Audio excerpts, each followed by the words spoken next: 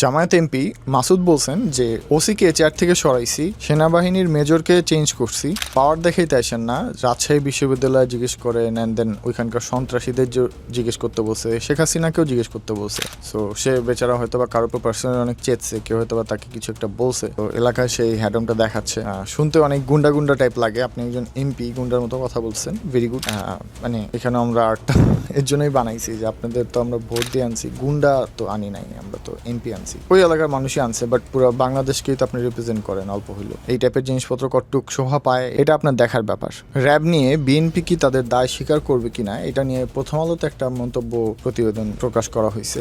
বিএনপির সময় 2004-এর পরে র্যাবকে দিয়ে প্রচুর বিচার বহির্ভূত হত্যাকাণ্ড হয়েছে, যেটা আওয়ামী লীগও পরে কন্টিনিউ করছে। বিএনপির মূল উদ্দেশ্য ছিল সন্ত্রাস দমন করা, যেটা তারা অনেকটা ওই সময় সাকসেসফুল হয়েছিল, কিন্তু বিচার বহির্ভূত হত্যাকাণ্ডের মাধ্যমে এটা তারা করতে পারছিল, যেটা খুবই আনএথিক্যাল। তারা এটা করতে পারছিল বলে পরবর্তীতে র্যাবকে দিয়ে আওয়ামী লীগ এরকম ভয়ঙ্কর কাজ করাইছে, এবং র্যাবকে দিয়ে আয়নাঘর বানানো থেকে শুরু করে অনেক কিছুই হয়তো বা তারা করছে।